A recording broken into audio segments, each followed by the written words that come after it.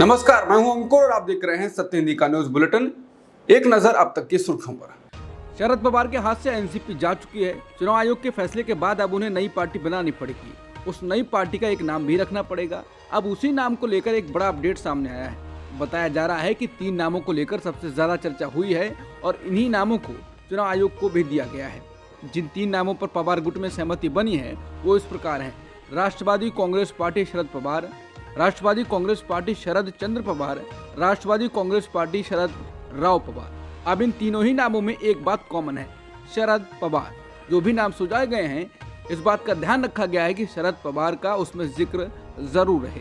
ये अपने आप में बताने के लिए काफी है कि पवार की पार्टी छिनने के बाद अब चेहरे की लड़ाई लड़ने जा रहे हैं। देश में राष्ट्रीय स्तर पर मुद्दों से ज्यादा कई बार चेहरों की लड़ाई देखने को मिल जाती है, जहां हर बार सवाल बनता है कि मोदी बनाम कौन। अब उसी तरह का फॉर्मूला महाराष्ट्र में अप्लाई करने की कोशिश दिख रही है, जहां पर नैरेटिव सेट करने का प्रयास है कि शरद पवार बनाम कौन। ये भी दिखाने का प्रयास है कि महाराष्ट्र की जनता पवार को ही अपना नेता मानती है। अजित के चले जाने से कोई फर्क नहीं पड़ने वाला है। शराब घोटाले में सीएम अरविंद केजरीवाल को अब कोर्ट के सामने पेश होना ही पड़ेगा।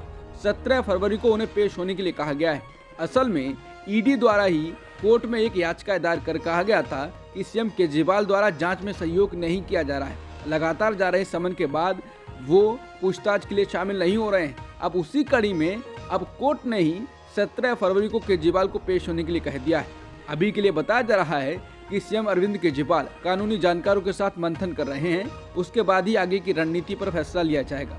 बता दें, आम आदमी पार्टी शुरू से कह रही है कि ईडी केजरीवाल को गिरफ्तार करने के लिए ये सब कर रही है। अब केजरीवाल की परेशानियां और बढ़ गई हैं।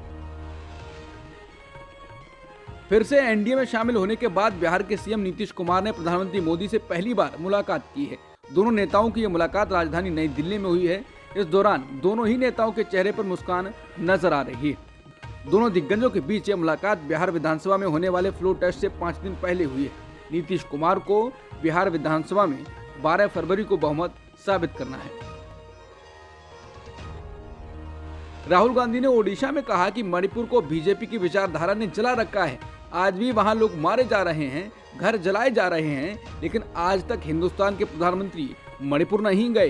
राहुल गांधी ने कहा कि शायद वो वहां जा भी नहीं सकते क्योंकि मणिपुर के लोग अब उनसे नफरत करने लगे हैं।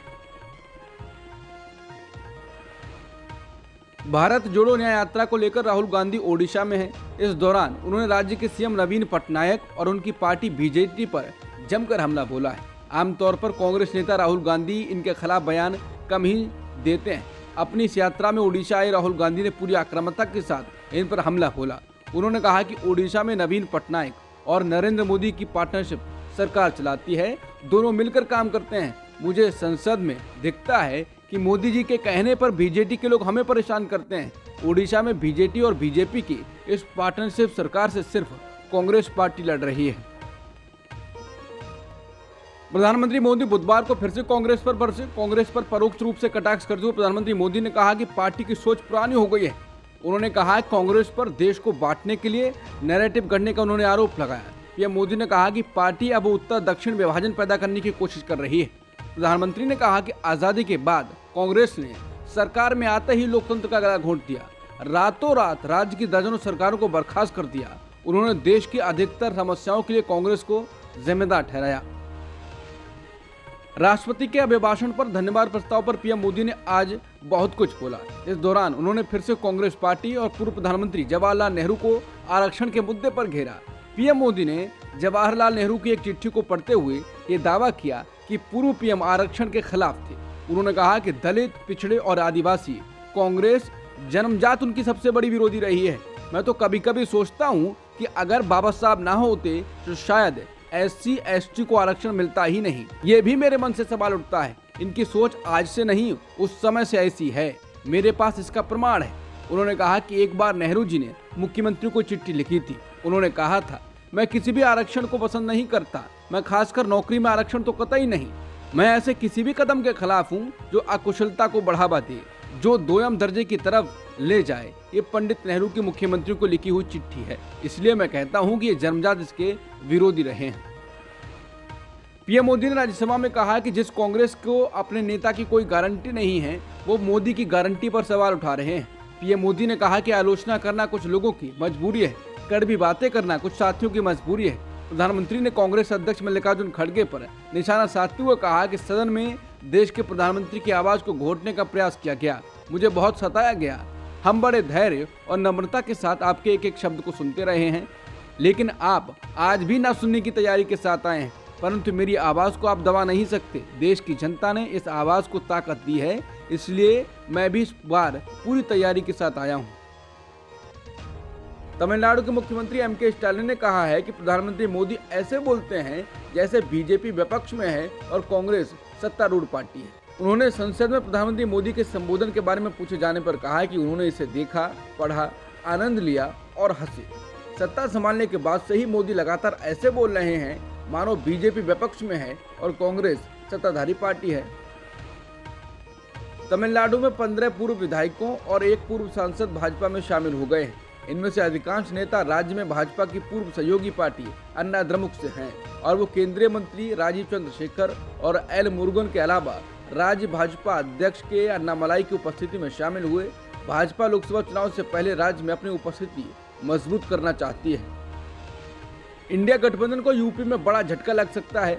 राष्ट्रीय लोक दल यानी रालोद के नेता जयंत चौधरी कथित तौर पर अब भाजपा के साथ बातचीत कर रहे हैं।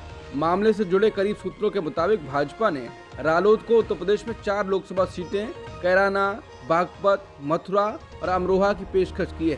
सूत्रों ने यह भी कहा कि जयंत चौधरी ने मंगलवार शाम को दिल्ली में एक वरिष्ठ भाजपा नेता से मुलाकात की, जिससे अटकलें तेज हो गईं कि दोनों दल महत्वपूर्ण चुनावों से पहले हाथ मिलाने पर विचार कर सकते हैं।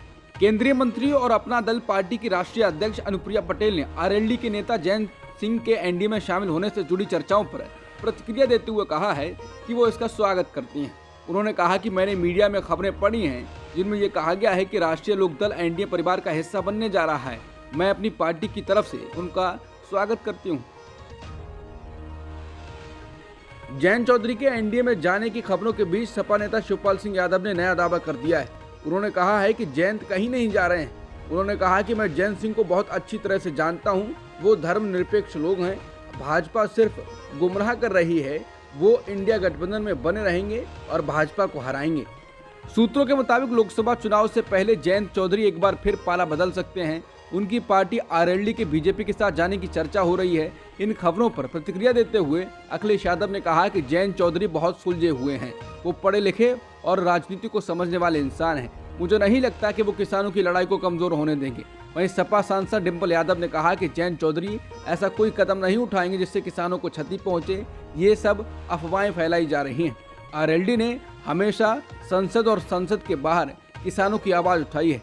जयंत सिंह ऐसा कोई कदम नहीं उठाएंगे जो किसानों के खिलाफ हो, क्योंकि वो खुद भी राज्यसभा मेंबर हैं। दिल्ली के जंतर मंतर पर कर्नाटक के मुख्यमंत्री सिद्धारमैया और केरल के मुख्यमंत्री पी विजयन अपने मंत्रिमंडल और सांसदों के साथ विरोध प्रदर्शन कर रहे हैं। सीएम सिद्धारमैया ने प्रदर्शन के दौरान कहा कि टैक्स के योगदान के मामले पर कर्नाटक नंबर 2 पर है। कर्नाटक 4,30,000 करोड़ का टैक्स देता है। वहीं टैक्स देने के मामले में नंबर 1 राज्य महाराष्ट्र है। अगर हम 100 रुपए का टैक्स भारत सरकार को जुटाकर दे रहे हैं तो हमें बदले में केंद्र सरकार से 12-13 रुपए ही मिलते हैं। दक्षिण के राज्यों की मांग है कि केंद्र संविधान के नियमों के मुताबिक राज्य को पर्याप्त वित्तीय संसाधन मुहैया कराए। तमिलनाडु सरकार भी इसे लेकर प्रदर्शन कर सकती है। यहाँ सत्तारूढ़ डीएमके के कार्यकर्ता पहले से ही केंद्र सरकार के दफ्तरों के आगे प्रदर्शन कर रहे हैं। दक्षिण के 5 राज्यों में से 3 राज्यों की मांग लगभग एक जैसी है। सोशल मीडिया पर इसे लेकर माई टैक्स माई राइट यानी मेरा टैक्स मेरा अधिकार जैसी कैंपेन हैशटैग भी चल रहा है। बता दें, अगर ये मुद्दा गर्माता है तो बीजेपी का दक्षिण भारत में लोकसभा चुनाव में सफाया भी हो सकता है। अयोध्या में भगवान राम का मंदिर बनने के बाद कई बड़े घटनाक्रम देखने को मिले हैं। वाराणसी के ज्ञानवापी ढांचे में जहां हिंदुओं को पूजा का अधिकार दिया गया है, वहीं बागपत में महाभारत काल के लाक्षागृह को लेकर छिड़े विवाद पर कोर्ट का अहम फैसला आया है। इन सबके बीच अब उत्तर प्रदेश के मुख्यमंत्री योगी आदित्यनाथ ने महाभारत काल का जिक्र करते हुए बड़ा बयान दिया है। उन्होंने हिंदू समाज के 3 प्रमुख स्थानों यानी काशी, मथुरा और अयोध्या को लेकर आक्रामक बात कही है और पांडवों के 5 गांवों की मांग से तुलना कर डाली है। योगी आदित्यनाथ ने राज्य के बजट सत्र के दौरान अपने संबोधन में कहा कि पांडवों ने कौरवों से केवल 5 गांव मांगे थे, लेकिन दुर्योधन वो भी दे ना सका था। सीएम योगी ने कहा कि दुर्योधन ने सुई की नोक के बराबर जमीन नहीं देने की बात कही थी। इसके चलते ही महाभारत का युद्ध हुआ था। योगी ने इस घटना का उल्लेख वर्तमान में हिंदू पक्षकारों की 3 मांगों से कर दिया है। सीएम योगी ने कहा कि पांडवों की भी 5 गांव की मांग थी, जबकि हिंदू समाज केवल 3 की ही मांग कर रहा है।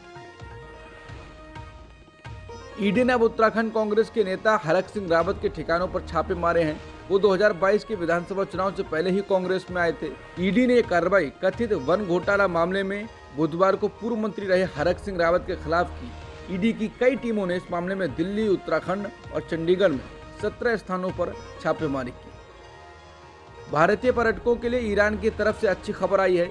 ईरानी दूतावास ने एक बयान में कहा है कि तेहरान ने देश में आने वाले भारतीय पर्यटकों के लिए 15 दिनों की वीजा मुक्त नीति की घोषणा की है। ये नियम 4 फरवरी से लागू होगी। इस नीति के लागू होने के साथ भारतीय पर्यटकों को ईरान जाने के लिए अब वीजा की जरूरत नहीं होगी। पाकिस्तान में चुनाव 1 साल की देरी से हो रहा है। नाम का चुनाव है, सेना जिसको चाहती है वही सत्ता में आता है। पाकिस्तान का चुनाव एक मजाक बन गया है। पूरी दुनिया में राजनीतिक विश्लेषक वोट की विश्वसनीयता पर सवाल उठा रहे हैं। उनका कहना है कि इमरान खान के बिना चुनाव कैसा। इमरान देश के सबसे लोकप्रिय राजनेता हैं, जिनके सहयोगियों पर व्यापक कार्रवाई के कारण अधिकारियों पर चुनाव पूर्व धांधली के आरोप लग रहे हैं। युवा मतदाता जिस नेता को अगले 5 वर्षों के लिए देश को सौंपना चाहते हैं, उसे चुनने में असमर्थ हैं। ऐसे ही एक युवा मतदाता ने CNN पर टिप्पणी की है कि हर कोई देख सकता है कि प्राथमिकता किस नेता के लिए है। मैं अपना पहला वोट इमरान खान को देना चाहता था, लेकिन दुर्भाग्य से मुझे नहीं लगता कि अब ऐसा हो सकता है। युवा मतदाता ने कहा कि हमारी संवैधानिक संस्थान काम नहीं कर रहे हैं, जिम्मेदार लोग हमारे लिए काम नहीं कर रहे हैं, बोलने की आज़ादी नहीं है, हम बहुत व्यथित हैं। जसप्रीत बुमराह ICC के टेस्ट रैंकिंग में अव्वल स्थान पर पहुंचने वाले पहले भारतीय गेंदबाज बन गए हैं। विशाखापट्टनम टेस्ट मैच में इंग्लैंड के खिलाफ शानदार प्रदर्शन के बाद बुधवार को वो नंबर 1 टेस्ट गेंदबाज बन गए। 30 साल के बुमराह ने इस मैच में कुल 9 विकेट झटके थे।